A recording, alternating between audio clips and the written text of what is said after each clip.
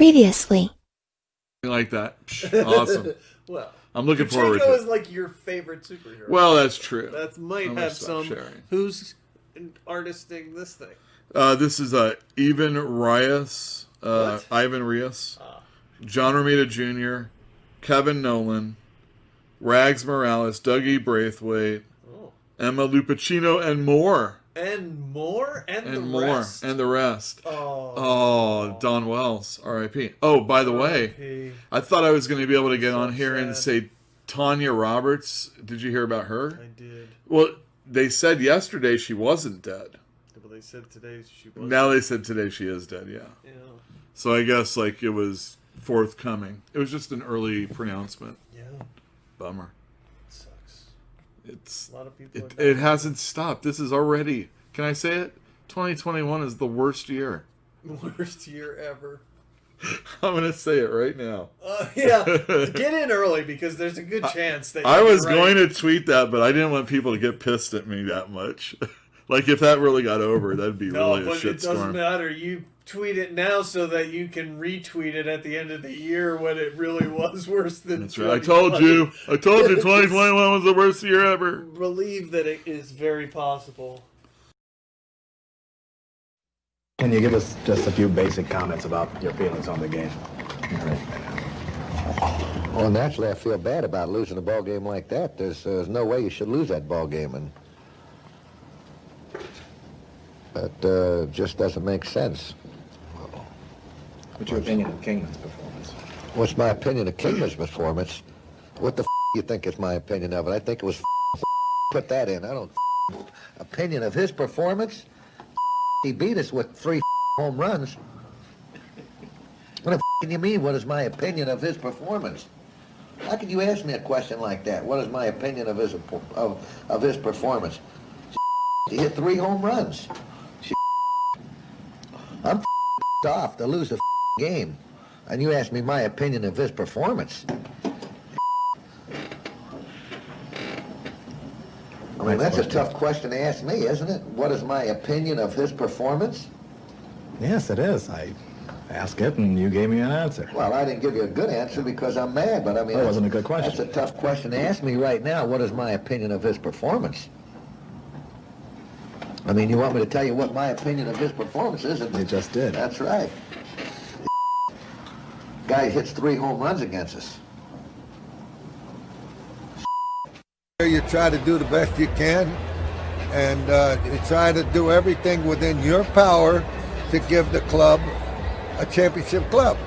Now, I don't have that power anymore. I'm not the manager. I'm not the general manager, but I'm a part of this organization for 64 years, and I will continue doing it until the day the big Dodger in the sky calls me.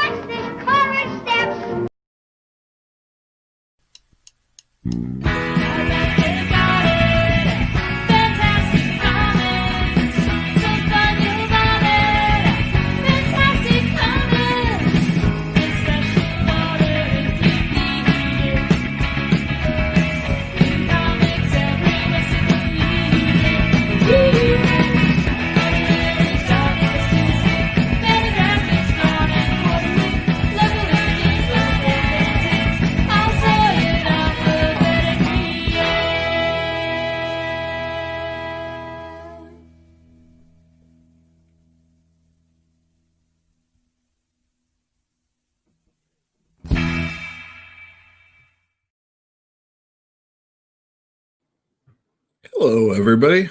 How's it going? Welcome to another episode. Look at that, how it comes up. Nice. Welcome to another episode of Fantastic Comics Presents. This is our 51st episode. We are a weekly show that's every Tuesday at 8 o'clock. And sometimes on this YouTube channel, we have other things that I put out. If I have time, energy, willingness, just gumption. And, things are building up. So there's a possibility of that actually happening. We are also a comic book store in Berkeley, California. My name is Uel. I own that store. We are at 1708A MLK Junior Way. You can see the phone number scrolling down below. We're open Tuesday through Saturday from 12 to 5 p.m. And this is a show about a guy that owns a comic store and reads comics and wants to talk about comics. And sometimes I am lucky enough to have another person with me. Today it is your boy LaCroix. Everybody say hi to your boy LaCroix. Heyo! Heyo! I'm LaCroix. I'm LaCroix-less. I'm LaCroix-less. Sad day. I have the courage to show my face. Oh, I was just I'll say that. drawing on this pen vape thing. Here I So am. This is me. here I am. I was gonna do it, I swear. Define gumption for me. What's gumption? What is gumption? One of those words I heard growing up. It's like how much you are like Forrest Gump.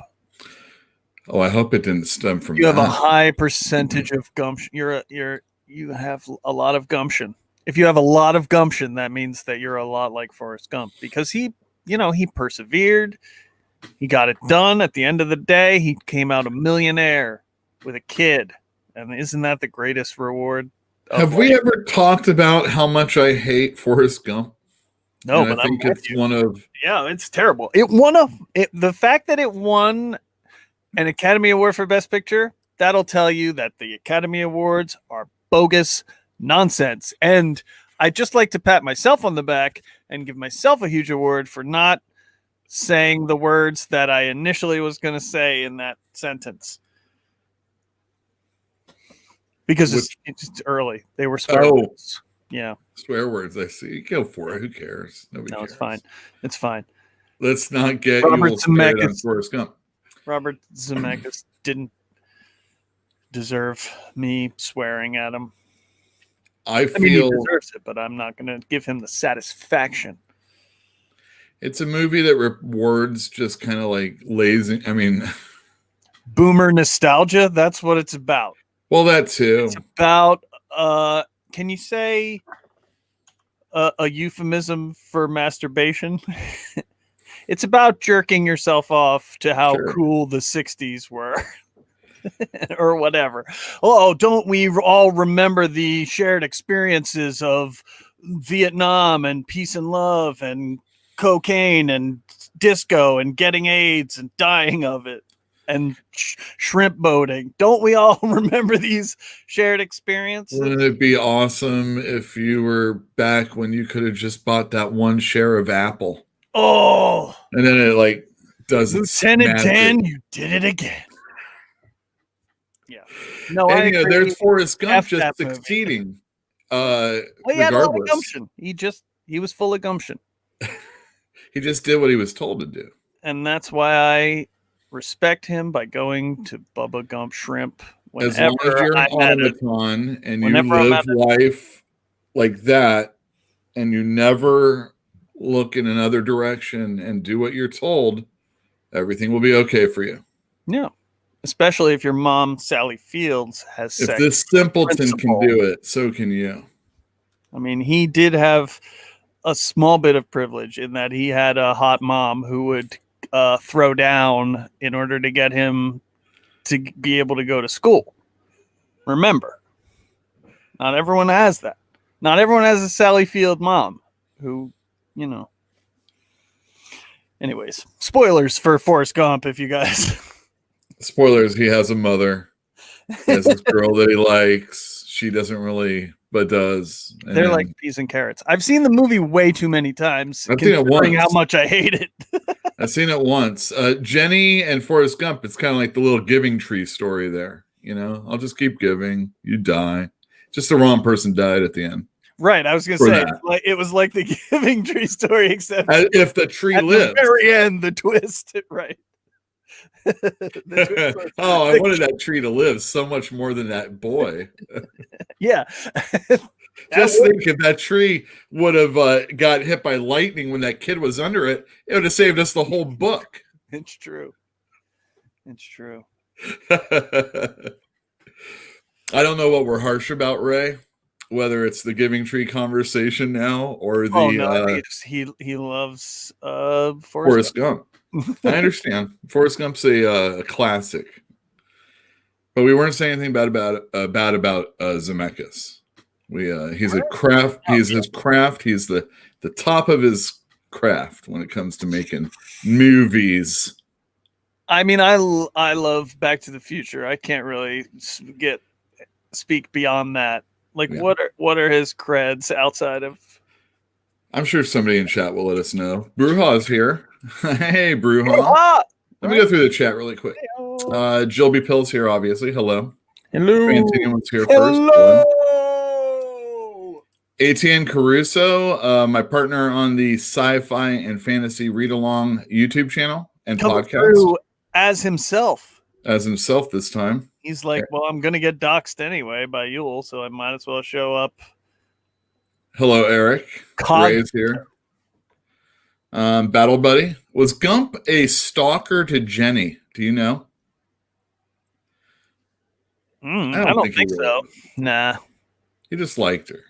Jenny. Shrimp boating. Those were the days. That does not sound like those were the days. Yeah. Maybe the actual ability to catch shrimp. Now, those were the days. Yeah. Don't have to worry about all that oil and stuff like that. Yeah. Or overfishing. It was a fine movie, Ray says. I wouldn't say it should have won Best Picture, though.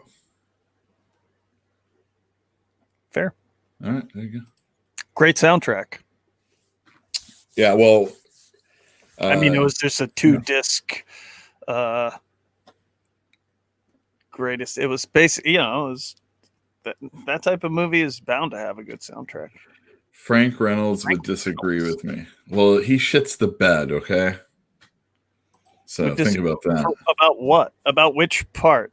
What is that? Frank, I don't know, but Frank Reynolds shits the bed. Yeah, well, yeah, and I feel like if he disagrees with me, I'm probably right. You've seen that scene in Sunny where he's in the couch, right? Yes. Where he hides himself in the couch and he comes out all naked and everything. Oh, that's hilarious. Just funny. I think I like sweaty dudes coming out of leather, or like in the Ace Ventura 2. He's coming out of the rhinos. That's not leather. It's not leather. It's a high thick plastic or something. It looks like latex or something, because it just like kind of like a couch, just not as thick. Yeah, like vinyl. It could be. Oh, I see. It's a Frank doing the shrimp boating episode. Oh man, do I even know that one? I don't. I don't know episode. You don't know what I know. I don't know what you know, and I don't know what I know. I do know what I don't know. There are some episodes that are so hardcore that I can't watch them. Yeah, I mean, after a while, the show just wore me out, and I was like, I can't watch this anymore. It was just too much. Like in the beginning, I liked it a lot, and then combination of me getting too soft and the show just being relentless for like decade plus, where I'm just like, I give, you win, you got me. A fantastic episode is when they are doing the Wade Boggs challenge. Do you know that one? I don't know. Where they have to drink like 40 beers on a trip to LA in the plane. So 5 hours, maybe it's 80 beers. I don't know what it is. Because Wade Boggs did it, so they're going to do the Wade Boggs challenge. It's pretty funny. Anyway, enough about that. Back to Forrest Gump, right? Back to the Forrest Gump. Forrest Gump. That was the crossover between Back to the Future and Forrest Gump. Yes. Which Zemeckis also directed. Why don't I put along the bottom what we're going to be talking about today? They both deal with time travel, really, because Forrest Gump is traveling through time forward in a normal time, but he's also hitting all of these famous events. You know, he's there for stuff at the moment. It's like time travel. It's similar. I could see the crossover potential. I don't. Oh, Who Framed Roger Rabbit? Obviously. Yeah, I forgot about that. Yeah, that was good. That was a good one. Contact. I never saw that. Contact. That was him. All right. A lot of the Back to the Futures, obviously. He did Castaway and three of the Back to the Futures. Oh my God, wow. he's a totally Tom Hanks, sucking off Tom Hanks, man. That's what's going course. on. Who wouldn't? The guy is can I say? The guy is. Tom Hanks. Come on, dude. There's some. You want to hitch your wagon to that star if you get an opportunity to. No, look at Zemeckis here. He did Romancing the Stone. That was a big deal when I was a kid. Oh, I love. He only did the one, or did he do both? I don't know. Jewel of Death the Nile. Becomes Her. That one actually. Good. Death Becomes Her is good. It's a cult classic. Cult classic. Used Cars. I remember that growing up. That was a big deal. I don't know that one. That's with what's his name? You tell me. What's his name? His name be Kurt Russell. Kurt Russell. Oh, I can't keep his. I can never think of Kurt Russell's name on the spot. It's funny. It's just something that, for some reason, I have to go through like Gilligan's Island, and talk about all that stuff before I get to who he is. He did Amazing Stories on TV. Yeah, he's done a lot. He was a child star back in the in Disney days. He was a Disney kid. Yes, he was. Yeah. Bravo, Kurt. You graduated. That's right. Man, him and Hank are pals. Oh, we have another addition to the show, everybody. That's right. It's Ken Auction Jackson. Let's get his let's get this off. Auction Jackson. Comment with your bids. Oh, Animal Man. That's Children's Crusade, one of the Vertigo crossover annuals. Annual. Mm-hmm. It's like an and then a newel. Is this a practice one? Is this a pretend? Make the book. One? Make the book. There we go. That's getting it. Yes, it's a pretend. So just pretend. What are we doing? 10-cent increments? Just pretend what? Pretend you really want this book and you're putting in something that we're not going to hold you to. What? I bid 2 bananas. There you go. Joe totally understands what's going on here. 2 bananas. Pretend it's real. There you go. What's up, gang? We're going to be talking about some comics coming up. If you look at the scroll on the bottom of the screen, you can see that we're also going to hit a few subjects. Gregory. Who's doing the art? There was an ad for Gregory. Oh, Gregory, yeah. Yeah, the Mark Hempel book. Hmm. What do you mean? No, I never read it, actually. I had a lot of friends that loved it, though. Yeah. Gregory 4. Was that Piranha Press? R.I.P. Piranha Press. I'll tell you what, I read a comic today. Rest in Piranha. From Image that's coming out tomorrow. I'm going to bring it up. Ooh. Humble brag. I read it already. Ha. Now, of course, the first episode or issue of Beautiful Stories for Ugly Children was like my first Piranha Press comic. Mm-hmm. And that was a clown story. And this is too. Yeah. But like all clown stories, there's a certain amount of depression or else, not everybody, it's why have a clown story, right? Oh, sure. I watch Baskets. I understand. Okay, very good. Which one's Baskets? It's I think it's a Hulu. Is Louis Anderson in that one? Yes. He plays a lady, right? He plays Zach Galifianakis' mom. It's Zach's show that he created and whatnot. And he's a clown, a rodeo clown to be specific, but he's classically trained in Paris. Anyway, Jill said that had an unsettling ending, this book here. Ha, ha, ha. That comes out no, tomorrow. just ha. Not Or ha ha. Ha ha ha. Ha ha ha will be season 2. It'll be the next season will be ha ha ha. It'll be ha ha ha issue 1, but issue 7 in the ha ha legacy numbering. And yeah, Ray says Zach is a rodeo clown. Yeah, it's a little bit different.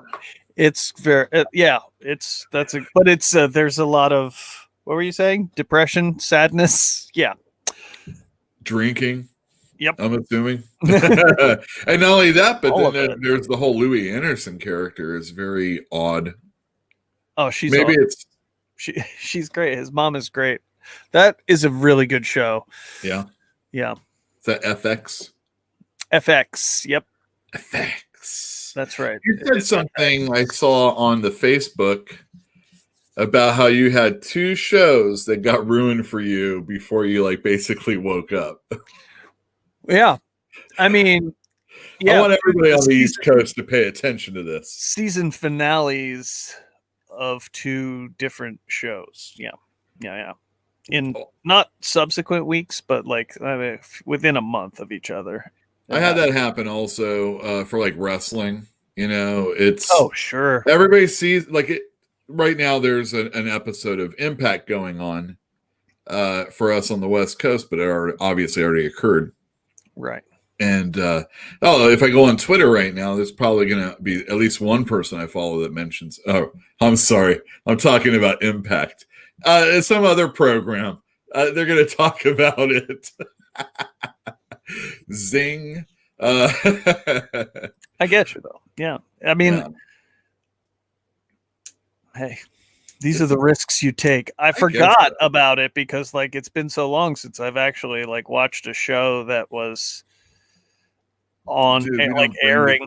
Books into the store anymore. What are you talking about? What is this? This is Vescal. I don't know what it. Vescal. The Vessel. Vescal.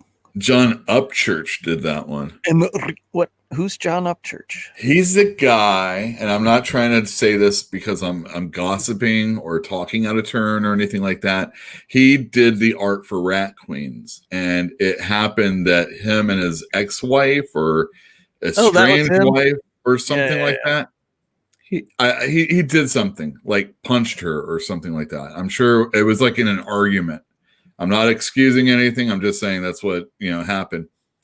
And he immediately turned himself in. He's like, hey, by the way, I did this. This is what happened. I'm going to be, I'm own up, And then he was off the book like that. And the sales in Rat Queens never rebounded, no matter who they had on the book to go along with Curtis Weeb. And it's a shame because it was a very, very good seller for my store. And although it maintained for, it still maintains to some degree. It's pretty much over now, I think. But it never really kept up those numbers that we were doing so well on. And Upchurch is one of the reasons for it being good and also for its demise.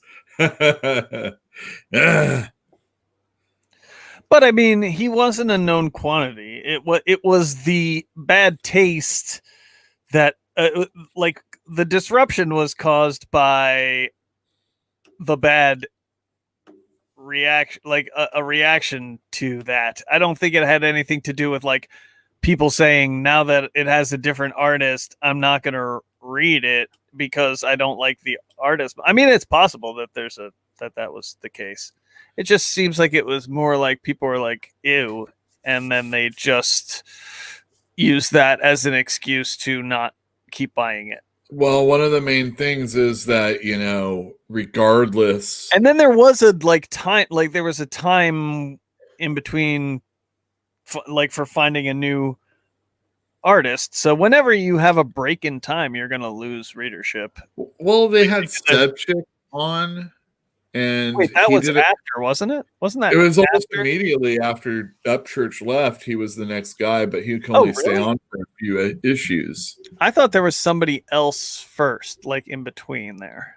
I could be wrong, but I'm thinking that's how it went. but it's unimportant. Yeah, absolutely. And it's all, but I mean, ultimately, the book suffered for various reasons. Of course, Rock makes money off of its sale because he is part owner of it with Curtis on that book. So even that possibly could have left a bad taste. His name is Rock Upchurch? Yeah, Rock Upchurch.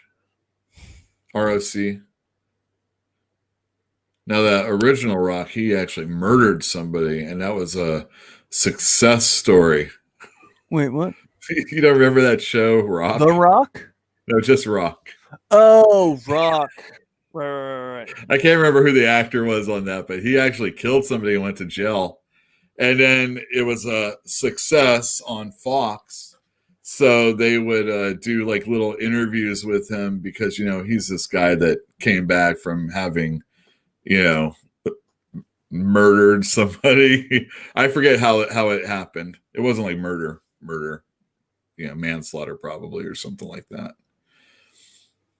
Heat of the moment. I did not know that. Gang stuff. I don't remember what it was. Heat of the moment. Good song. Yeah, it's a great song. It's very powerful in movies and cartoons and the like. Oh yeah, you gotta have it. Look at that spread. That's pretty sweet. Who's that? I don't know. I'm gonna guess Finch. It looks Finchy, but it looks bigger than Finch. Who's the artist, dude? Come on, let us know. Suyan. Wow, it's a non-painted Suyan. Suyan? Not Suyan. Not Suyan. Yeah, okay. It's different Miko guy. Suyan. And Raphael Kayanan. Now, see that Raphael Kayanan did pages 10 through 20. Is my Firestorm artist as far as I'm concerned. What? Yeah, that person, Raphael, did it after Pat Broderick for like 40 issues or something like that. Well, I'll be. I don't know. The What If Annihilation. Annihilation. Wait, what is that? A What If Annihilation? What If Annihilation? Yeah. What if Annihilation happened? What? That would be crazy. Oh yeah, Kyle Baker me. Oh, those are excellent. About to get baked up in here. And now we're talking. Now this is, what issue numbers are these? And is this the first one? Oh, yeah, I think it's the first one because it's longer. 9. Oh no, it's got to be part 2. Oh, it's the. This is the end of part 1 because Crystal's doing some of the art. That's right. Baker couldn't keep up. It's very X-rated, R-rated. I mean. Well, it's Max, baby. Yeah, Max. I have those hardcovers right over here. Yeah. All right, so let's while we look at this, why don't we talk about Steve Lytle for a few minutes? Steve Lytle. All right, so the previously on Fantastic Comics Presents last week, I said 2021 was the worst year ever, and then the very next day there was a protest on Capitol Hill. Wow, what a fucked up situation that whole thing was. What do you think? Oh no, that was totally normal. Totally normal. Oh my god, I don't know, man. That's all I could talk about with anybody that came in the store that day. There wasn't as many people that came out. It was messed up. Yeah, it was nuts. I was on a break. I was on like a 10 and I was looking at my phone while I was sitting in the break room, and I was like, it was when they first, like, everyone was still inside. Like, I was only able to look at it for 10 minutes, but it was like while everyone was still inside before they had been evacuated and people were getting in, like, we're rushing the doors and whatnot now, and they were like, we're suspending the session, and I was like, oh my god. This is insane. It is insane. I don't know. There's a certain part of me that's like, well, let's rip this Band-Aid off and go as crazy as possible. Because I don't think anything's getting solved anytime soon. With anything. It was crazy. It was totally crazy. And like the more footage from it that I saw in the next couple of days, it just made it even crazier. Obviously, like it was bonkers. Oh, there's and harrowing, and people getting COVID during it too. Oh yeah, now we find out that it was also a super spreader event amongst Congress people, like hunkered in the bunker or whatever, wherever they were holed up, where Republican Congress people are just coughing on everyone and saying, "Nah, I'm not going to take that face mask," Yeah, because they were like, "Hey, take this while you hunker down," right? And they're like, "No." Jesus Christ! Oh my God, idiots! All right, so that happened, and then Tommy Lasorda dies, which he had been in the hospital and near death already. So pretty much his leaving was, getting that taken care of. Sure. But I'm not necessarily like super sad about it. But I mean, kind of like as far as like being a Dodger fan, he's very, he's the largest guy in Dodgerdom. Oh yeah, sure. I mean, he's a crazy dude, that Tommy Lasorda. Quite a character. I'm glad you included that. He did in my opinion, he did do his best work with the Fanatic. Like his best career moments were jobbing for the Fanatic. Hey man, the Fanatic took it in the end. And not only that, but if you listen to the radio commentator during that game, they're like, "Oh, I guess this is what you have to do when you're 24 games out." And they're talking about the Phillies. Sure, yes. The Phillies announcers are saying that. The Philly Fanatic is what kept people like for years in between, the early 80s and the early 90s when the Phillies completely sucked for a decade. We put that Wonder Woman back, Auction Jackson. I want to see who wrote that. Oh, it's a Gail Simone. And who's the Scott? Who's Scott? Michael Scott. Nicola Scott. Nicola? Oh, really? All the way back then? Oh, just a guess. I can't find the title page. You're not going to find it there. That's not it. That's an indicia. You need a splat. There you go. There you go. Matthew Scott. No. It's Nicola Scott. Wow. And Fernando. What number is that? No, front cover. 43. So that's like second, third volume. June 2010. Now, is it the Fanatic with an F or with a PH? PH, baby. He's the GOAT? What about the Don't even, if you bring up that chicken, man, I'm gonna hang it up right now. Talk about this that. This is the guy who jumped on Gritty's bandwagon day one. Yeah. Day one. Oh, wait, Put me on the screen. Put me on the screen. Right now. There you go. Yeah, that's right. What is that? Mustard? Eat it. No, it's just basically spicy, spicy mayo. So no San Diego sriracha aioli. No, I can come up with one. There's got to be something. It's not even Dallas original. Cowboy cheerleaders count? No. Do the Laker girls count? No. No, but what about Paula Abdul? She was definitely the mascot. Not. Oh, that wasn't a mascot, if you know what those guys were wild back then. What is this, Neil Adams I'm looking at? Is this an advertisement for his Batman book with a gun? I gotta say, Batman Odyssey? Was that? Odyssey. That's Batman with a gun right there. Yep. Bam, bam, bam. Two guns, it looks like. I gotta say, I do not hate Neil Adams' artwork even now. I like it. I like it a lot more in this soft focus that I'm looking at it. It looks. But I have to say, I was recently flipping through. So we got in at the store a bunch of these books that apparently in 1994 Marvel did a run of like reprints of old comics that were J.C. Penney exclusive. What? Yeah, it's like a bunch of reprints of Golden and Silver Age books. And like there were some X-Men from like 1969 that were Neil Adams that I had never seen before, and they were really good. Oh, wow. Those would I'm assuming those are the ones that he did with Roy Thomas. Yes, correct. With the Sentinels and stuff like that. Yeah. And it was like wild. I was like, wow, this is like way ahead of its time for 1969.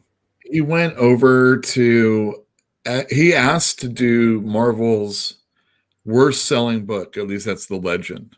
Right. And so they put him on X-Men. And he's like, I want to bring it to like #1 status. And I don't think he totally did, but those are definitely very important books.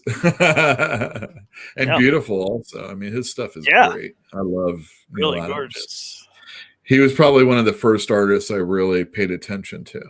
I wasn't familiar with him until his 70s stuff though. Like I didn't really know. I had never seen that stuff before. I was like, I just don't have X-Men pedigree. I haven't read a ton of X-Men until the more recent years. So we had a comic book death also this week, and that was Steve Lytle, right there. That's the picture of Steve Lytle. You said to me pre-show that you were reading Steve Lytle's work.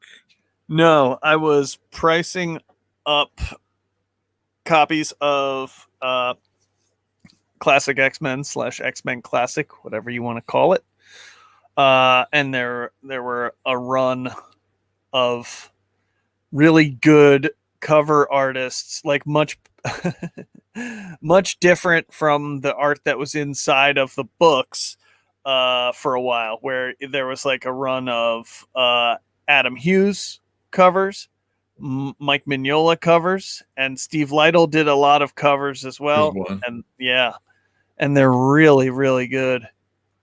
Now, like that, you could sell these books, even though they're just reprints, but you can sell them based on the covers alone because the covers are so good and they're like original art that you're not going to see anywhere else other than on this cover.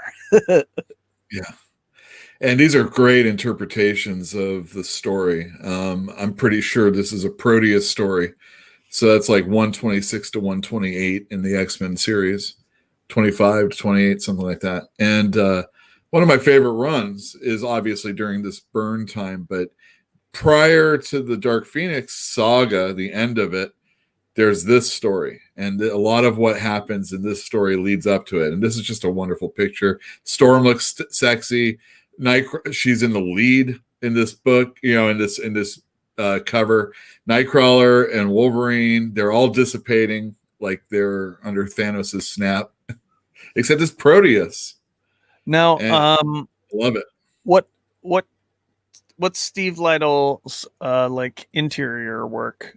Like this is what I know him for, are these covers. I don't really know his work outside of this. There's not a lot of Steve Lytle interior artwork. A lot of people were out there talking about how great he is, and I don't disagree. Awesome illustrator. But what you saw him mostly in was he had and I don't have any interiors, unfortunately. I do, but I just don't have them. He did Legion of Superheroes directly following Keith Giffen. So there was Legion of Superheroes, which was originally Superboy and the Legion of Superheroes, and then Volume 2, which is this, Baxter paper. They restarted it. Keith Giffen did the first 6 issues, and then Steve Lytle took over. And as a kid who was reading Keith Giffen and loving Keith Giffen, this was amazing stuff. And his work looked pretty much like this on the inside also. He went and did Doom Patrol. When they kicked that off, I was really excited and hated it. It was so boring. And he only did like the first 3 issues also. And then mostly he just does covers. I think he did Marvel Comics Presents and did some stories in there. Here's a few more covers. I mean, he was all over the place. Marvel, DC, Extreme Justice. Mm-hmm. Yeah. But well, look at those names. Bracy, Rio, Al Branch. Rio. Al Rio. Yeah. Wow. Al Rio, big 90s guy. All right, hold on. Who do you think wrote Merc? Do you know? Sure don't. Merc. Nope. If I'm no not idea. mistaken, those Look at are that written. arm though. Man, that's a weird that's a weird arm. If I'm not mistaken, I think Peter David wrote those. That was his gig for Marvel back in the day. Let's see. Oh, it's Doug Murray. Doug Murray. Peter David does one of these New Universe titles. It must be like, let me see. Oh yeah. Oh, this is a New Universe? Yeah. No wonder I've never heard of it. That's not bad art though. No, they had okay guys. It just this wasn't the greatest. Let me see here. Merc was created by Archie Goodwin. Mark Hazard. Merc. Yeah. Oh yeah, Peter David. Initial writer for the series. Oh, he left after 4 issues. I see. All right. Well, there you go. He was like, well, actually, let me go back to ad sales. Oh, look at that. Walt Flanagan and Art T. Bear with Kevin Smith. Did they ever finish the Whiten and Geyer? I think so. Yeah, I think so. I never read it. It's not bad. Good. Yeah, it looks great for a guy who's like not really, who's just a comic book store owner and not really an artist. It's that's Walt Flanagan is just an owner of a store. That was pretty good.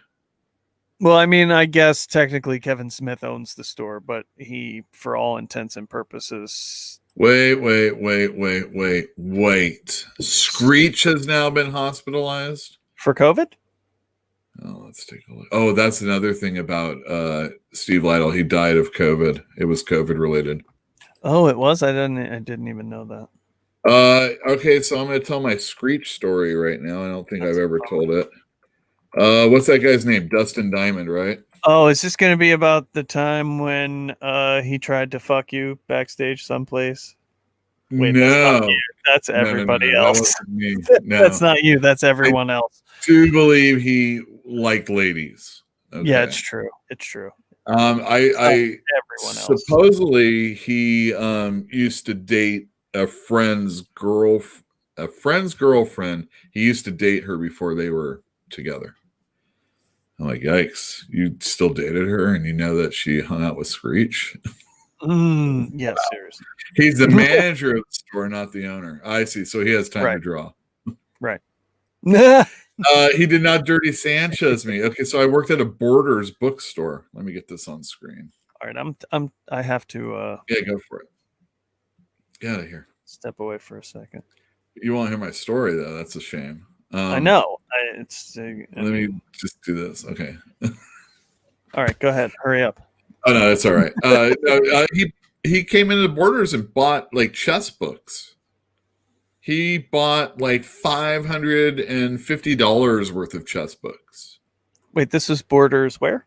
It was in Brea, so Southern California. Brea. Yeah. Near the tar pits? No, that's La Brea, I guess. I don't know. Anyway, it's all Richie down there.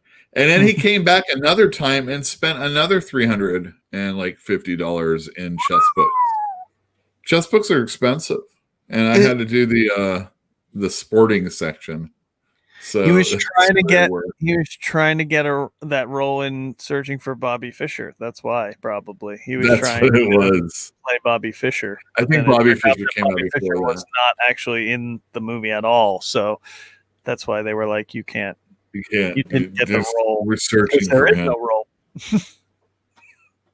All right, get out of here. All right, I'll be back. Dustin Diamond teaches chess. Yeah, exactly. Let me push you up there, and you can show it. Yeah, he was. I thought the thing about Dustin Diamond is that like on Saved by the Bell, wasn't he like a chess guy already? And I'm not an aficionado when it comes to Saved by the Bell, but I've seen a bunch of them because, you're tired and you're got the TV on and you don't want to change the channel back in those days. He played chess on Saved by the Bell, and I thought for sure he was, just kind of like already into it. But no, he just wanted to get into it so that he could play that off, I guess. Okay, so R.I.P. Steve Lytle. That sucks. Julie Strain passed away this week. That's right. There had been rumors that she had passed away before. I had seen people talking about that, but I think she had something with her. I can't remember what it was, but she was pretty messed up, unfortunately. So that's probably more of a relief kind of situation. Yeah. That sucks. I mean, obviously we're having more and more of these things happen as we're getting older. And with the pandemic out there and all that stuff, I hope everybody out there is taking care of themselves. Personally, I think you should wear a mask. I know it's like, a bummer, and you get these like nose pimples that you don't want. Oh wait, look at that. I do. I love nose pimples. Yeah, I got this one. It's just like this thing that just won't go away. I mean, oh my God, it could just be being old. Only have one? No, it's not just you. Believe me. I have one that's right here, and it will never go away. It's Mine's right on the side right here. It's a pick. But I also have like pick.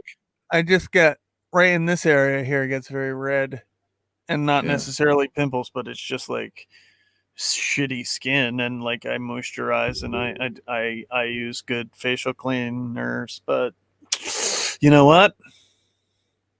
I also have sleep apnea, so I wear a mask for 8 hours a night while I'm asleep, and then I wear it for 8 hours a day while I'm at work.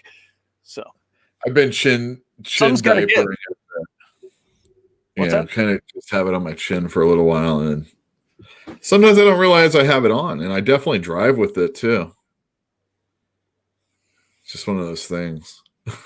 I always clown people when they drive past me when they're sitting alone in their car, but then I'm like, well, maybe they're going to pick someone up, so like, good on you, bro. Good on you. I feel like it's just, I'm a much nicer driver when I have it on, so that's why I do it. That's awesome. Hey, whatever it takes, man. Yeah, I've been noticing I've been angry with my mask on also, though. So it only takes a while. What I really want to do is like, remember in Pee-wee in Pee-wee's Big Adventure when like he's having the dream and like all the doctor, like they're operating on his bicycle and like they all have and he pulls the mask down and he's got the big that's what I want. I want to have a big, on the last day of masks, I would have a big big clown face painted underneath of my mask. So when I pull my mask down, it's like a nightmare. Clown nightmare. Julie Strain had a retrograde dementia from a horse riding in her early 20s. Who? Holy, Julie Strain. She is the former wife of Kevin Eastman. Oh, Kevin Eastman. He helped create her. Eastman and Laird. With all Turtles helped make her. She was very put together. But 6 foot tall and worth the climb or something like that it was. There was like a book that was called that. Was that was her memoir? I think it was a pictorial book of her, if I remember it correctly. Oh, I see. She would be in like, I don't know, like leather bikinis or something like that, like with a sword or something. I could be wrong. Oh, I see. Julie Strain's not like totally my bag. She could have been. She's pretty. I can't imagine she's a very good actress, though. I mean, she's a. Who is the wife or not wife of? Oh yeah, you're right. Who's the not wife of Gene Simmons? Do you know? She's in all those like Skinemax. Peter Chris. She's in all those Skinemax movies. Anyway, yeah, she's probably like a better actress than Julie Strain. Sure. Skinemax. You haven't talked about them in a while, I bet, huh? Tawny Katane. Tawny Katane. You know, no, she is. Who was she? She was in Bachelor Party with Tom Hanks. Oh, right, sure. And one of my favorite movies growing up as Tom Hanks would get canceled for being in something like that these days. You can't. Come on. That also had the great Adrian Zmed in it, of T.J. Hooker and Grease 2 fame. Oof. And but Tawny Katane was in one of my favorite movies as a kid growing up, called "The Perils of Gwendolyn in the Land of Yik Yak." Wait, what? Perils of Gwendolyn? In the Land of Yik Yak, yes. This was like an erotic journey. No, think of like an Indiana Jones from Moscow to Minsk. Yeah, exactly, from Moscow to Minsk. Rochelle. Yes, Tawny Katane, White Snake. You're right. White Snake. That's the only thing that I was thinking of was that White Snake video. I accidentally bought tickets to a White Snake concert instead of the concert I was supposed to buy, and I was actually able to return them. A ticket to the movie Black Snake Moan. And I was actually able to return those tickets, those concert tickets, and get the ones I meant to get. What? Wait, they screwed up. It was Ticketmaster. They screwed up. It actually happened. They screwed up. They screwed up. What was the show that you were meant to see? I was going to go to a Love and Rocket show. Oh, awesome. And you did? And I did go to it, yes. There you go. And I did not go to White Snake, and I did not lose my money. Nice. Did you meet Jaime Hernandez? No, I'm sure he wasn't there. No. Bummer. Yeah, probably not. None of the Hernandez. They're all just. He was probably in Texas. All right, so top comics of the week. I want to let everybody know that we sold some comics last week. How many of them are Top Cow comics? When you say Top Comics, I think Top Cow. Yeah, you do. None of them are, actually. I'm just going to show some pictures of some sellouts. These are not necessarily our top sellers, but they all sold out. And there was Amazing Spider-Man 56. Didn't order that many of. Well, that might be it. Yeah, just a bit. I mean, I got my numbers down. Let's say that. And I'm surprised there's no Top Cows in here because you probably would sell out of them. You only order one for one person who wants it. Do they even make comics anymore? It's not really worth the effort. Yeah, yes, they do. Future State Swamp Thing number 1. Read it. Talked about it. Yeah. It was good. Wait, but that was a cover I didn't see. It was pretty cool. That was the A cover. Oh, Star Wars High Republic. Did you read this? You're high. Not interested in it. But you're high. I am high. It's like what was it? Every time Sweet Valley High came on was the time to hang out. This was pretty good. I heard a lot of people. I will read High Republic number 420 if it makes it that long. I'll be there, man. It will never make it that far. No, ever. It's not planned to. And I really like the art in this one a lot too. See, I don't know.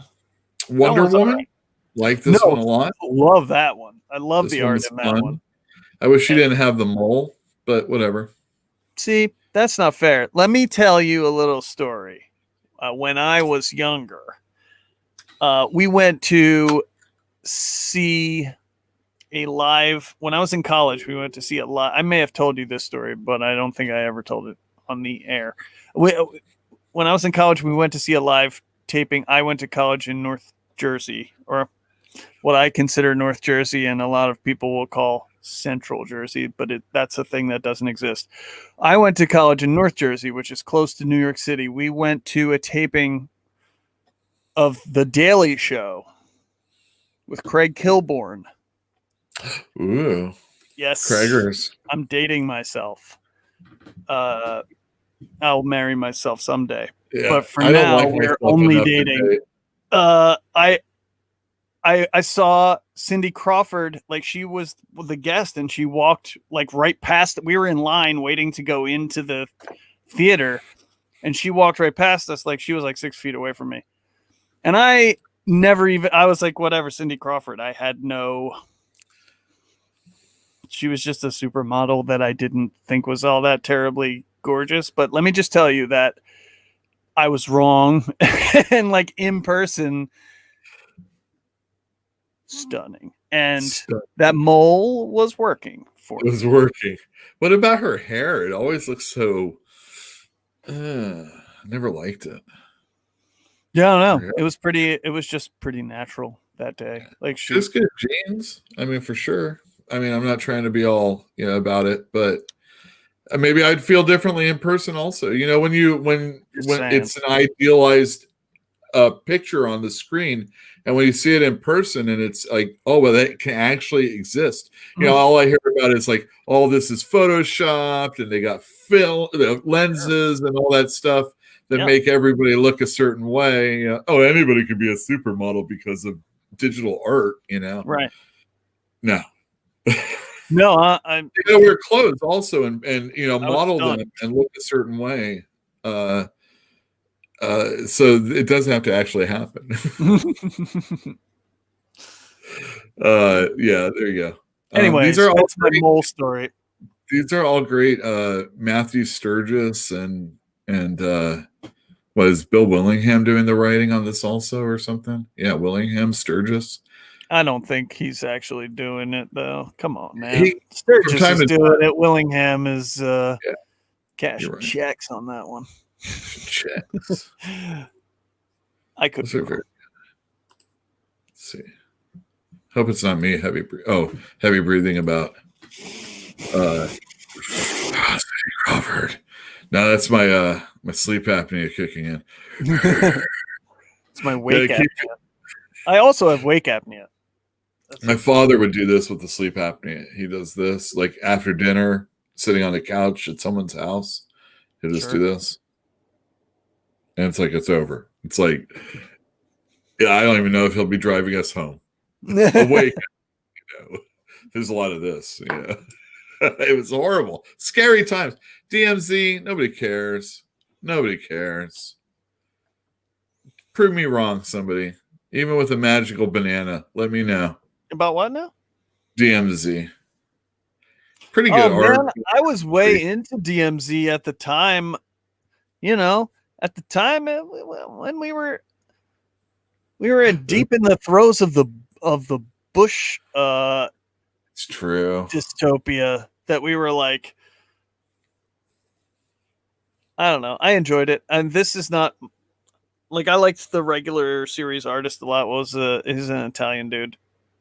This is not him, but this is all right too.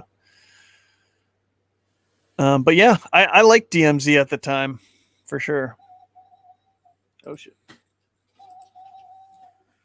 So I wanted to let people know about the thumbnail that I did for the show. I'm not going to show you what it really was. You can go to our Instagram account. But on the on the subject of censorship, it's going about. Oh man, Guillaume March is such a wonderful illustrator. I love his work. On the subject of censorship and also the Punisher. Oh, nice that you would have that there, Eugene, or Auction, whatever your name is. Well, it's like another. Oh wait. There's a lot of no. We want to see the Punisher for right now. Yeah, this is wonderful. Yeah. So there's a lot of people going on right now about how the Punisher should just not even be a comic at Marvel. people want to like have Marvel like sue people if they use the image improperly. We know there's a lot of people in militias and cops. It's weird because that's kind of been Disney's MO through the year. I mean, they famously like sued preschools and shit that have like Disney characters, but they don't go after the people on Etsy or whatever who are selling patches of the like Blue Lives Matter flag with a Punisher logo on it. It just seems a little like.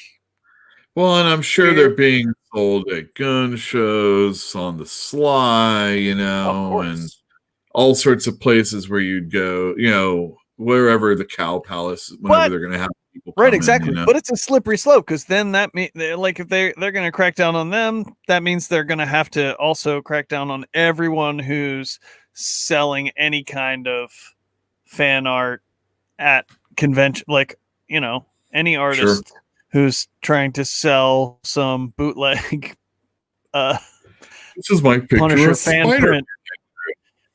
Right. Well, that's and I true. only did a print run of 100 or whatever for. There's a certain amount that you have to allow, and then there's another time when, like, I'm gonna call it an organization, like a preschool, when they do it, and you're trying to recruit people to come in, and that says that this organization, Disney, is okay with that, or that you're in cahoots with us, really. And it's one thing if like some dude on Etsy is selling it, right?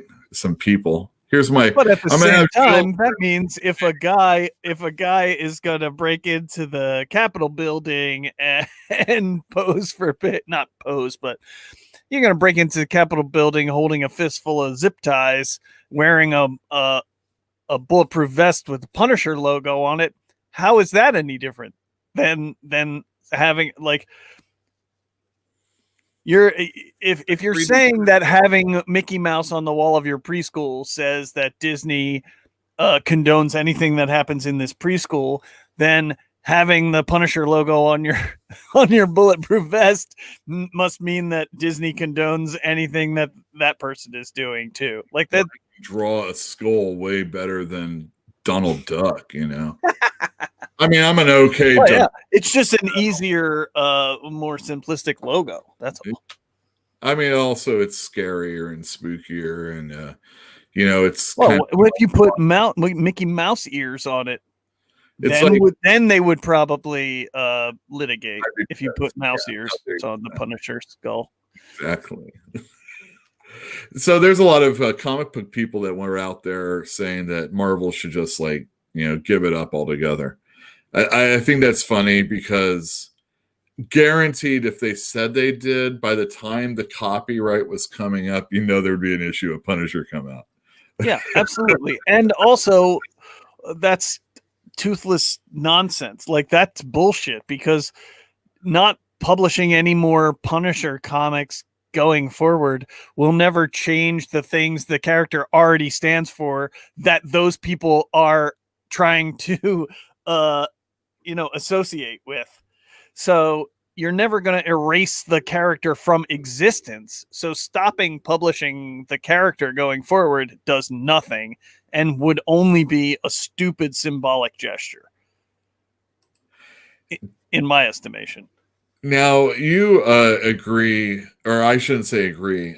You and I are under the same feeling that we don't really appreciate the Punisher like some people do.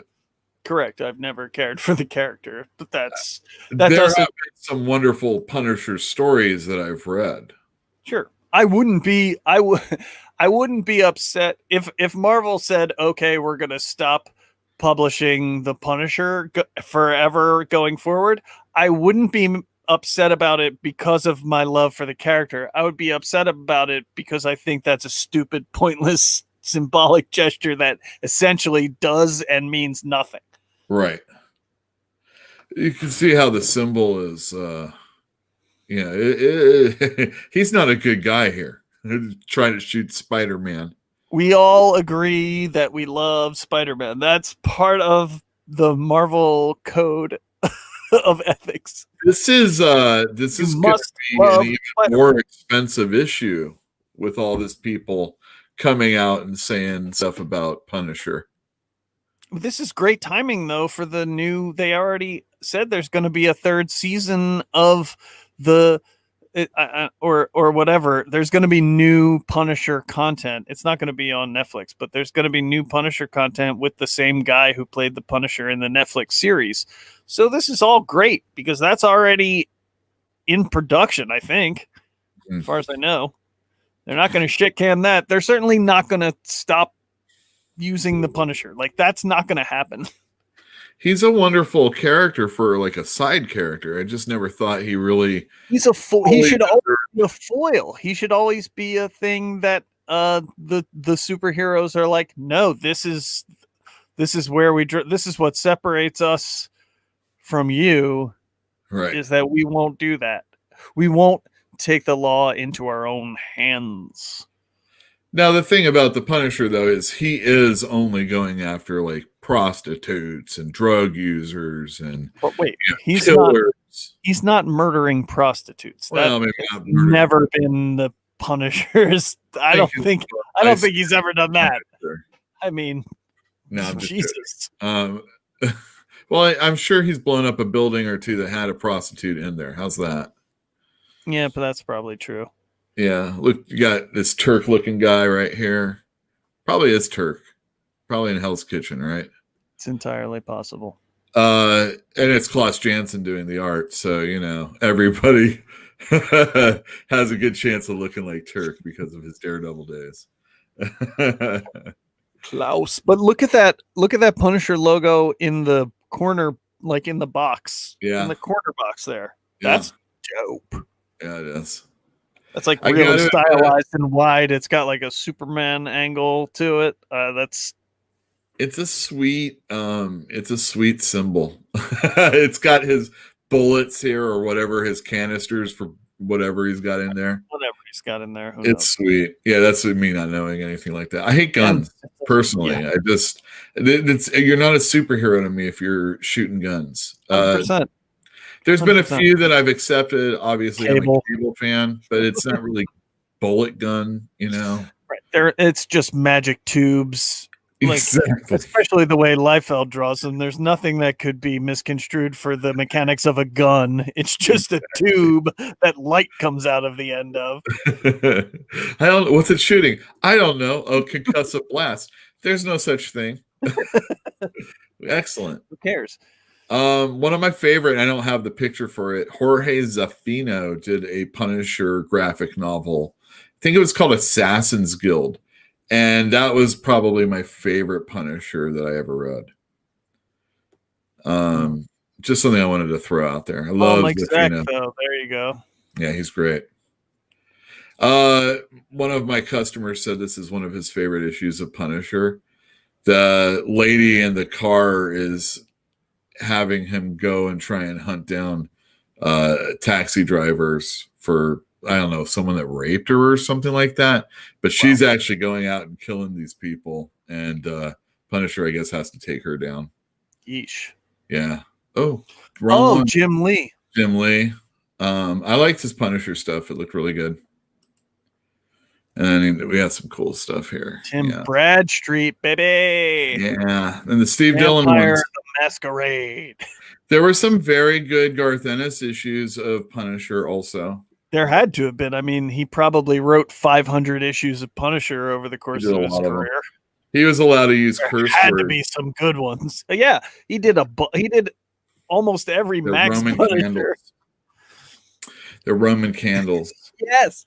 Oh, I would love to see him pull them out and just all of them. Pew pew pew pew pew pew pew. Yeah, just the big round ones and the teeth. I would love to see that. You just shoot somebody in the eyes. I don't want to see any political factions co-opting classic comic symbols. I'm sure it's been done already. More than just the Punisher symbol. Yeah, like when the anarchists stole that symbol from the Batman villain Anarchy. That was bullshit. Well, what about V for Vendetta? When he stole that face from Guy Fawkes, that was bullshit. Yeah. It's used a lot out there. Maybe not for any one political organization, but it's you can't imagine DC is going to go after people for using that.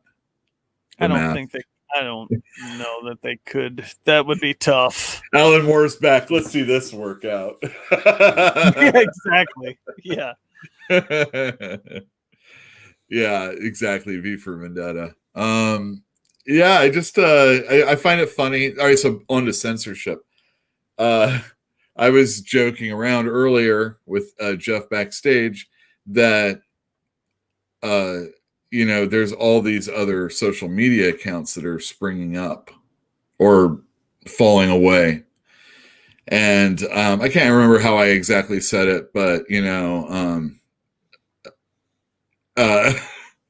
there's like BitChute for YouTube, and it's when you hear that people are saying like, oh, YouTube's really bad on their algorithms and they're censoring stuff and this and that.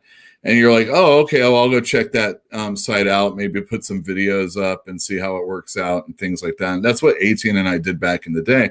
But I noticed it was basically all just the Alex Jones type stuff because, he had got banned from YouTube. Everybody cried censorship, blah, blah, blah, blah, blah. Everybody's crying censorship because of Trump being off Twitter and all that other stuff. And I want to let you know that my Instagram, if you go over there for Fantastic Comics, you'll see our original thumbnail. YouTube didn't appreciate it at all. And they put like a gray screen with like little dots on it. The show would have still been able to go up. Like I didn't need a thumbnail for it to happen. But they totally struck it down, and it was a Punisher symbol. They're like, don't worry about it, Marvel, Disney. We got it covered. We're not gonna. And I was like, oh damn! I hope I don't get screwed up because of that. Yeah, it's my Punisher story. Just because I wanted to talk about that. What is this comic book, Auction Jackson? Ides of Blood. Ugh. Wildstorm.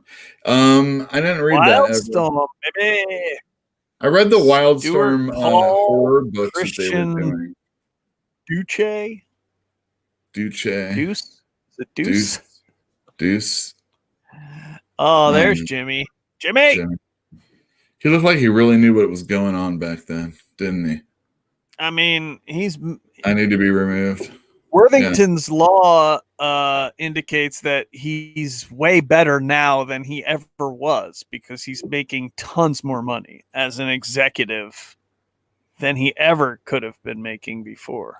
Right? No, but seriously, the Punisher symbol, you cannot lead with that for a thumbnail right now on YouTube. I just wanted to say that out loud. Sorry. Yeah. You said it, brother. Yeah, it's true, and again, they didn't take it down. They just took that picture down. I've used copyrighted material before. Obviously, everybody has. You see thumbnails. And we got taken down. Remember that whole Seinfeld episode? The entire Seinfeld episode got taken down. Also, I'm having trouble uploading it to my Patreon, but I'm working on that. Oh, see, they reached inside the wires.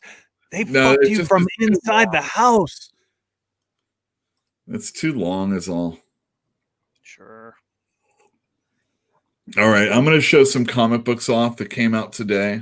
I'm going to make my screen big. Oops. Yeah, sorry. What came out? All right, so this is just one of the covers of Superman, Wonder Woman. This is Yara Flor and Jonathan Kent right here. Oh, whoa. What? So they are all in the same universe and timeline, is what you're telling me. Well, at least these two are. See, I was totally convinced that all of these books were just... What? At least in style. Looks what? Like Paul Pope. That face there. I bet I could find a THB that has that picture. Anyway, that's Luca Chica, I think. No, DeLuca is the artist. Mm-hmm. Teen Titans came out yesterday or today. Teen Titans. Yeah, again, Future State. It looked all right. Rafa Sandoval, everybody knows that person. Kara Zor-El. Can we pause for just 1 second? Yeah. And can you explain where Future State fits in with what's the other one? Forever Dog? No, Forever Young. Forever Verse. The one. God damn it. You know what I'm talking about? Forever something? There's like that image with all the people on the. Hold on. Wait, Future State. Yeah, Future State. I know that. That's not what I'm talking about. Oh, there's another one that's coming out. I don't think I have that picture anymore. Forever something. God damn it. Forever Young. That's what I want to say, but it's not that. Oh, well. Well, I don't know. The Generations one that came out, maybe? No. Do you like Savage? Do you know Marguerite Sauvage? Is that who that person is? I know the name. Oh, yeah. Beautiful. That's the Supergirl title. Yeah, Kara Zor-El. I don't know. It looks like, I don't know. There's a certain style to the artwork where I don't know if I'm going to really want to read it, but I do like the way it looks a lot. Green Lantern came out. Oh, Future Green Lantern. But there's some very familiar characters. Jessica Cruz. Kilowog. And this is stuff coming out tomorrow. Chris Claremont's had enough issues to where he has an anniversary special. What? I missed all his issues, but here you go. Here's an anniversary special. It has Bill Sienkiewicz artwork in it. I don't know what that means. It has Danny Moonstar. Oh, Infinite Frontier. That's what I'm thinking of. I don't know what that is. I don't remember. All right. Essentia. I don't remember what this is. I looked through it. I read it. Oh yeah, there's a hook at the end that I don't want to show you. It's pretty creepy, but the setup is really slow. And I don't know, the art's kind of okay. I have a lot of science fiction people though, so I think they'll pretty much dig it. Spider-Man just came out last week. Another issue coming out this week. Erratic. This is by Carrie Andrews, writing and drawing. Writing and drawing. Wait, what publisher is that? AWA. They're the ones with Straczynski. And, it sounds like an indie wrestling organization. It does. It's like Artist Writers Association or something like that. This is humanoids. I don't usually get humanoids, so people, you might want to pick this up. It's drawn by Derek Robertson. And I read it. It's written by this guy, Eric Peterson and Joe Aubrey. I don't know who they are. But it's basically like, think about like Death Race 2000 mixed with the Pony Express, okay? And these people are always trying to one-up other delivery people so that they can go and deliver the package. And it's super violent. It's comedic because, you know, you're following these packages. You know, this person's running, being shot at, gets away, gets shot, drops the thing. Someone picks it up, runs, gets shot, drops the thing. Sure. I don't know where it's going to go, but if you're like Derek Robertson, it's going to be a 5-issue mini, I do believe. And last, I've got a Terry Moore Transmet fame. Yeah, Derek Robertson, among others. I read this one also. Anybody who's read Terry Moore recently? Knows that. No. Well, he's done a lot of things. He's done 5 years in Motor Girl, and here's Motor Girl right there. He did 5 years. He did Rachel Rising. Oh yeah, Rachel Rising. I remember. His stories are way more sparse than they were in Strangers in Paradise. There's a lot of action that And goes he's still on. writing and drawing. Still writing and drawing. It looks good too.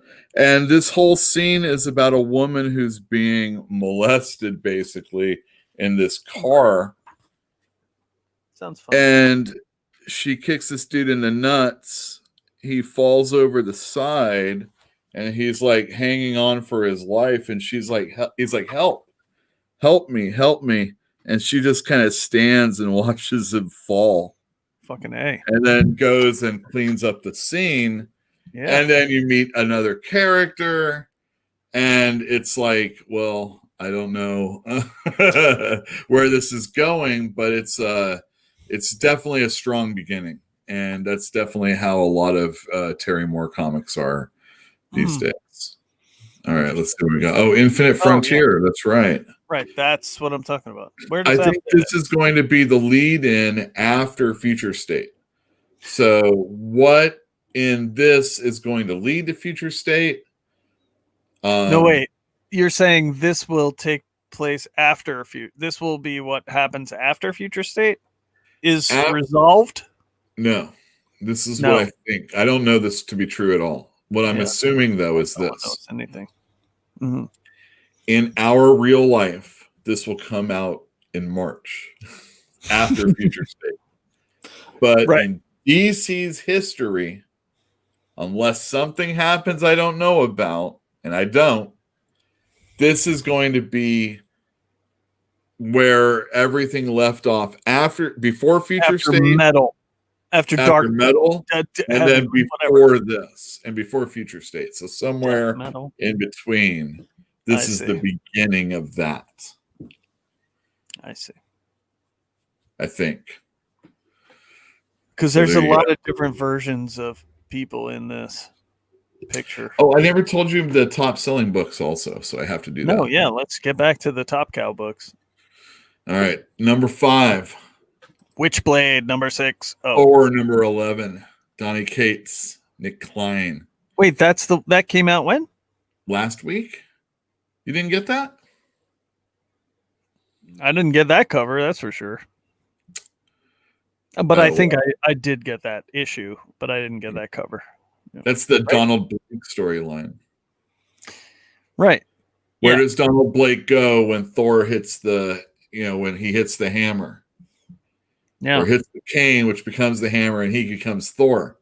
Right. Where does Donald Blake go? And we find like 3 issues ago they switched places, or 2 issues ago before this they switched places, and Thor ended up in that place, and Donald Blake ended up in Asgard.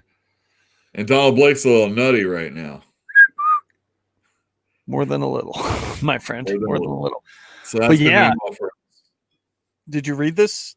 Not yet. A little behind. I won't tell you then. Hellions number 8. Did you read that? No. Yeah. Is that good? Zeb Wells is doing it now. I didn't read. He's always been doing it. Oh, he has. Oh, yeah, I didn't know that. Since Jump Street. I haven't read. I have read hardly any issues of it. I don't care about any of these characters at all. That's not Psylocke. That's Quanon, right? Correct, Quanon. And I don't care much about Alex Summers. The least popular Summers brother. And that's not Sabretooth. That's Wild Child. Wild Child. That's correct. And that's Mother.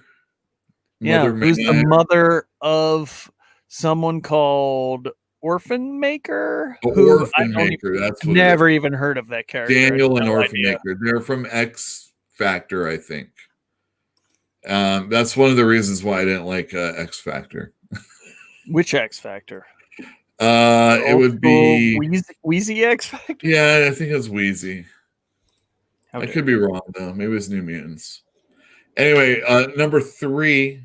No surprise, it's a Batman book. The next Batman. Number 1. Not only was it a sellout, it was one of our top selling books. Did you Order Enough? No. Did you read it?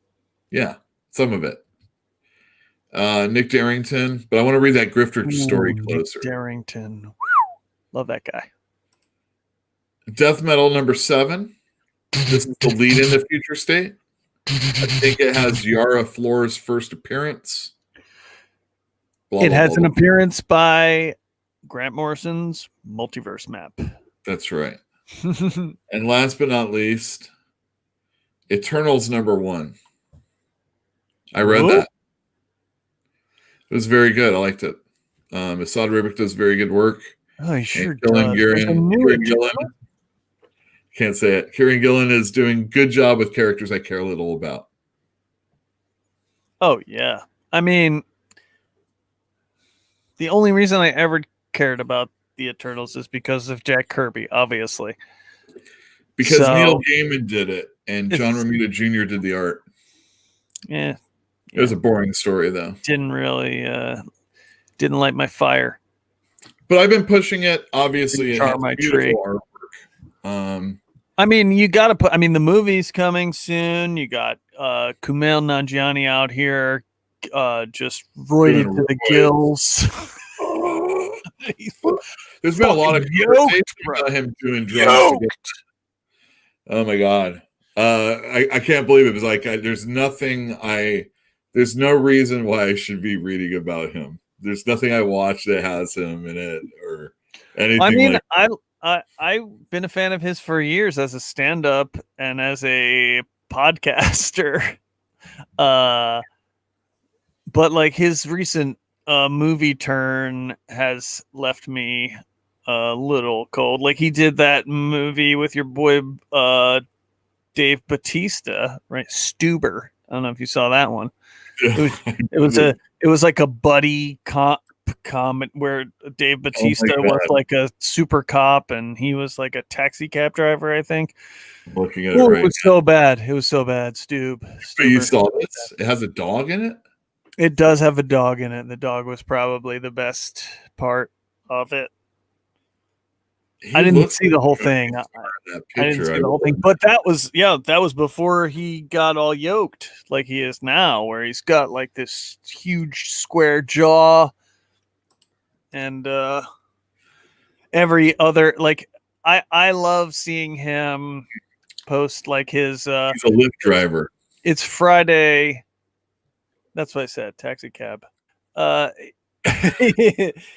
There's no hack license involved. Wait, bring that Riddler up close. I want to see the artist or the credits.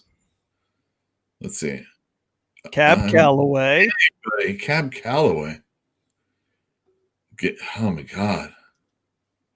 You can tell it's Joker's Asylum 2 because I don't know anybody in it. All right. They don't even have the huge names that you had with Joker's Asylum, like Landry. Landry did. How did he score a bill? He did Bill Sienkiewicz with him, right? It might have been. Yeah, was that? It was a Penguin story, I think. It was Penguin, I think so. Yeah, that's. Landry would be yelling at me right now if he knew I was. If you were listening to this. If you were listening, he's like, "You asshole! You asshole!" Yeah, well, that's what he gets for not being on the show. Well, have you ever asked? I've a roundabout way, but it just hasn't happened yet. But it's the Mad Hatter story. God, Ray knows it all. I knew it. I knew Ray would know. Was it Ray? I think he might have just inked somebody else. Yeah, well, but nonetheless, that's pretty cool. Bill Sienkiewicz is good, and he just did that Chris Claremont special, so that should be another thing to pick up. Last but not least, before we leave, I want to make sure that everybody knows all the people that subscribe to Patreon for us, and also the book that I'm most looking forward to this coming year is Beta Ray Bill by Daniel Warren Johnson. Written and drawn. And drawing it. I love his work. He's done Extremity for Image. He's done Murder Falcon for Image. He did Wonder Woman Dead Earth most recently. There's no interior artwork for this yet. Here's another fan blank cover that he did. And I think he's a wonderful illustrator. He has a good sensibility for an artist when he comes to his writing. He doesn't overdo it. He usually has a little bit of a message, but it's not like a thinky thing. It's just, more emotional. And I think he does a really good job. And space battles with Beta Ray Bill and a big old hammer and Johnson doing the art is just going to be one of the best things.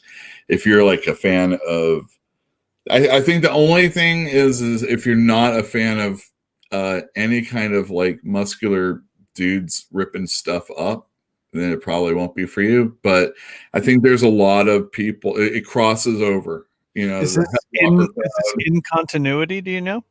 I do not know, but I think it's part of the King in Black. Like it's kind of like gonna spawn from that.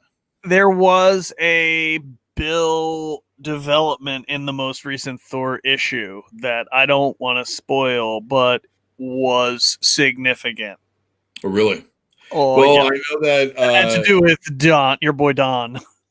Donnie B. Wow, cool. All right, I have to get on that.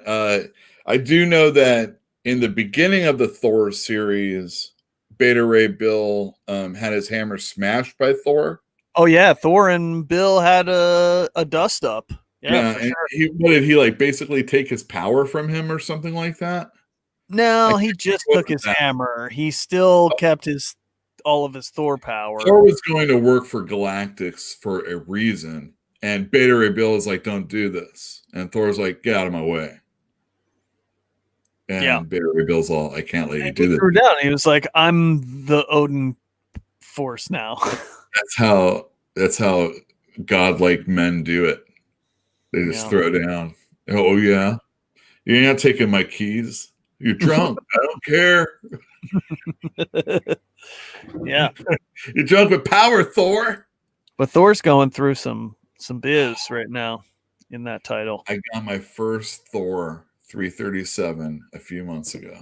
Bravo. What's the Beta Ray Bill where he's like smashing up the Thor. Oh yeah. Great. Yeah, I used to have so many of them, and now I'm down to one, maybe two. I think it is.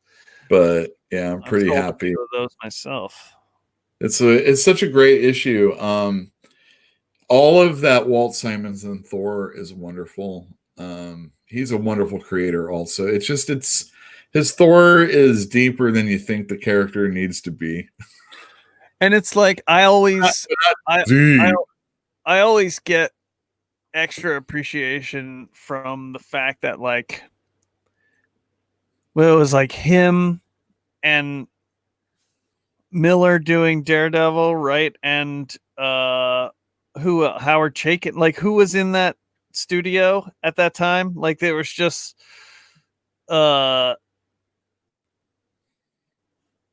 massively historic work being done in that studio. I wish Howard was listening to this because he could probably tell me the answer to that question of who. Yeah, I can't remember all those. I can't remember who all those guys were, but that's there was just so many good people doing comics that were both the writer and the artist at that time. It just feels like because there was so much and characters that weren't just Spider-Man or X-Men. I mean, these were the big characters, obviously, but it wasn't just those. There were other really wonderful things that people were doing. And a lot of it was done by artist writers, whether you go independent and you go and look at like Love and Rockets with the Hernandez brothers. Will Eisner still does stuff. The Kuberts still do stuff, or I should say Joe. And then, you get your Burns and then you get your Frank Millers and and all the other guys that are just like super stellar. There's also obviously very good writers and good artists, but that only do that. Cocaine and good cocaine. where these guys, I mean, I assume they were making some money because for all the people that say there's no money in comics, these guys obviously were doing more than one book at a time. Maybe there was no money back then either, but they were definitely keeping. No, there was no money back then. I mean, and then you had to wrestle. Even Chris Claremont, you had to wrestle books away from him, even when he was doing like 6 at a time. He'd be like, "No." Yeah. And then like Chris Claremont won't leave any of the books. He's Right. like, no, I'm never going to get off this X-Men book. Exactly. It took Jim Lee to do that. Oh, hell. Thank you everybody for tuning in. I'm going to end this here because we're just kind of rambling about fun stuff and we could do this forever, but there's always next week. So make sure to join us next week, Tuesday at 8:00. I know I'll be here. We'll see if Jeff's here. We'll see if you're here. Place your bets. Who knows? Bruja won't be on for a while, but she's busy. But she was in chat for a little bit. So next time you see her, make sure to say hi to her. And we're going to have guests on, and we'll do all sorts of stuff. It'll be great. Just come on in, and we'll talk. I never even talked about my ex. Your ex. Oh, wait. Before we, so that was that was the preamble to leaving. Really quickly, let me know what you thought about X-Men. They had the little summit. Well, see, It's not even that. Here's the thing. I feel like I didn't get comics. We talked about this on last week's episode, that it was like a month between me picking up my comics. So I got like 5 I think it was 5 books in the post X of Swords, 10 of Swords, whatever world. And like the fact that it had been a month since I had read any comics, I had kind of like the whole Swords thing was just kind of like a foggy dream. And all of the issues jumped right back into something cool. And I was like, yes, we're back. I feel like I landed on all feet. Like I was questionable about whether I was going to want to keep reading Excalibur, and I'm still kind of questionable, but it was good enough that it kept me on board for one more month. But I'm really excited about the new Mutant stuff. The X-Force picked up literally exactly where the last one left off, and as though the 10 of Swords event never happened. I agree. That New Mutants by Vita Ayala, I've never enjoyed her work as of yet until that issue. I thought was really good. I've not read a lot of her. To see where that goes, because I always like the X-Men stories that are about teaching mutants how to be mutant. Like I always like the school stuff. Like I loved the last New Mutants thing that was what was it? Written by Christine Strain, the one that came. Was that New Mutants? It wasn't Julie Strain. We know that. No. And then before that, like Wolverine and the X-Men. Yeah, loved that Jean Grey school stuff. Like I like when we see the school and the Grant Morrison X-Men. Like it was all really school centric. I like that stuff. Mm-hmm. So I'm excited to see where the New Mutants is going. And then X-Force, like I said, picked up right where it left off with the whole Russian thing. Okay. And calling Beast out on his CIA bullshit. God, Beast is a dick. He really they keep making him worse and worse. No, during Secret Invasion, I keep saying all the wrong ones. The one with Captain America, Secret Empire.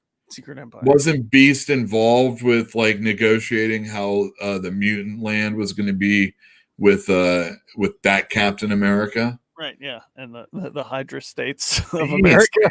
Worst. Yeah, they've been doing Beast dirty for a long time. Like he's got to be the big bad going. I mean, he kind of is with that Gray Beast, right? Right, like he's becoming more and more Gray Beast every year. They just keep is a government stooge. You're right. Yeah, I agree. Strange Academy is hot too. Yeah. Oh yeah, Strange Academy. I haven't read that. I don't know, man. Jim Lee or Will Spertasio?